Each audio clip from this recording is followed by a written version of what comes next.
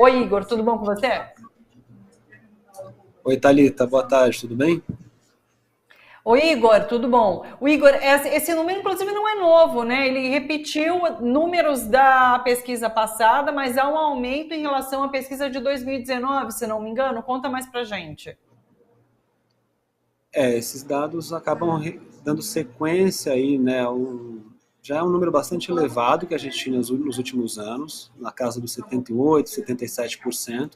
Nesse caso, nesse ano, a gente está com 80% das pessoas que reconhecem essa diferença no tratamento entre pessoas brancas e negras, principalmente nesses espaços, né? Nos shoppings, comércios.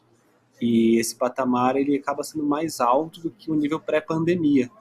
Então a gente está bastante preocupado, né, com essa continuação desse aumento crescente que a gente vem tendo desde 2019 para cá, nessa percepção do preconceito, principalmente nesses espaços aí selecionados pela pesquisa. 80% nos shoppings e comércios, mas em outros lugares são números bastante assustadores também. Escolas e faculdades, percentual é de 75%, ruas e espaços públicos, 72%, ambiente de trabalho, 71%. E entre as pessoas, claro, que se autodeclaram pretas e pardas, essa percepção do racismo é maior em todos os ambientes pesquisados. Como você coloca, há essa preocupação de que os números só têm aumentado, ou seja, se racismo tem ficado mais evidente, há uma percepção maior por parte das pessoas do que é racismo, o que explica esse aumento? Por um lado, é importante reconhecer que tem, né, a percepção social do que é o racismo tem aumentado, então esse aumento do número pode ir nesse sentido, mas por outro lado, claro, o que a gente quer é que esse número diminua, né, o número de casos diminua. Então, é uma faca aí de dois gumes, como se diz, né? Por um lado, a gente quer que esse número diminua, mas por outro lado, é importante que a percepção social sobre o fenômeno também aumente. Então, tem essa ambivalência, né, nesse caso. A gente tem também as medidas mais eficazes. Essa pesquisa perguntou para as pessoas, para os entrevistados, quais as medidas mais eficazes para combater o racismo e o preconceito. Olha só, aumentar a punição para atos de injúria racial foi a mais citada, 50% dos entrevistados, seguida por punições mais severas para policiais que cometem abuso contra pessoas negras. E aí a gente teve um aumento de 39%. Na verdade, não, 39% agora, um aumento de 10 pontos percentuais em relação a 2022. Também é interessante esse aumento muito grande, 10 pontos em relação à punição de policiais especificamente. A gente tem visto que esse tema da violência da polícia contra a população negra também tem sido um tema emergente, né? A gente tem visto aí operações recentes da polícia, principalmente aqui em São Paulo, né, que além de ter assassinado uma série de pessoas, também tem denúncias de que havia prática de racismo nesse caso. Então, esse aumento a gente acredita que tem casos mais recentes, essa retomada ou esse aumento até, né, da violência policial em alguns estados. Então, teve aqui em São Paulo, também a gente teve algum histórico aí em relação ao Rio de Janeiro, lá na Bahia a gente tem visto muitos casos também. Então, tem uma emergência aí da violência policial, né, que também vem acompanhada do racismo. Então, é interessante que as pessoas tenham percebido e venham reconhecendo que esse é um problema e que, sim, é importante ter punições mais severas para policiais que cometem esse tipo de abuso.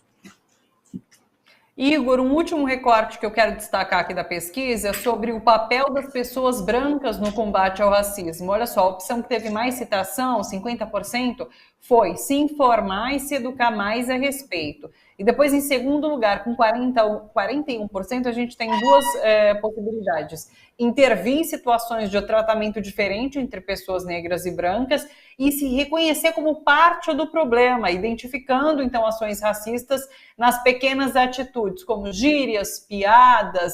Então, é muito interessante essa percepção também sobre se entender, claro, como parte do problema.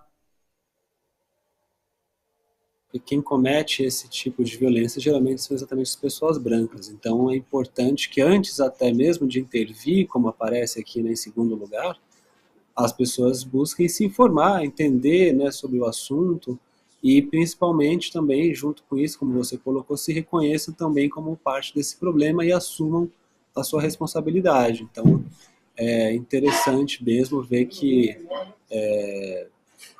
o papel, né, tem papéis diferenciados, vamos dizer assim, nessa questão do combate ao racismo.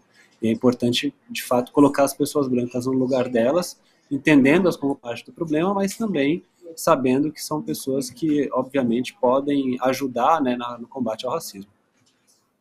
Igor, numa avaliação geral, para a gente finalizar, além de, claro, essa percepção dos números que aumentaram em relação a atos de preconceito e de racismo, há algo a se destacar?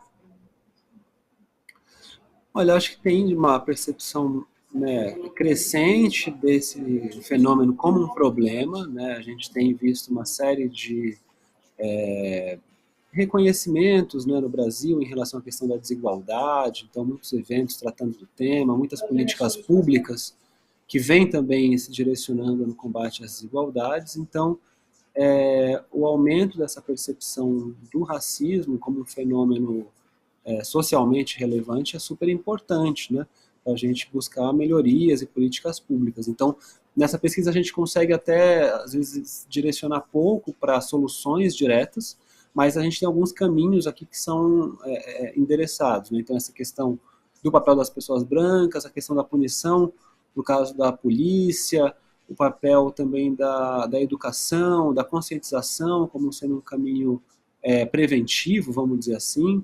Então, acho que tem apontamentos interessantes. Claro, né, mais uma vez, é ruim que a gente veja alguns números aumentando, mas, ao mesmo tempo, a gente pode entender que isso também é uma ampliação do reconhecimento do problema. Eu acho que é interessante sempre a gente, enfim, atualizar esses números e ver as tendências aí da população em relação ao racismo. Perfeito, Igor, muito obrigada pela participação, sempre bom conversar com a Rede Nossa São Paulo aqui no Bom para Todos. Um abraço para você, até uma próxima. Obrigado, Thalita, até a próxima, um abraço aí para a audiência.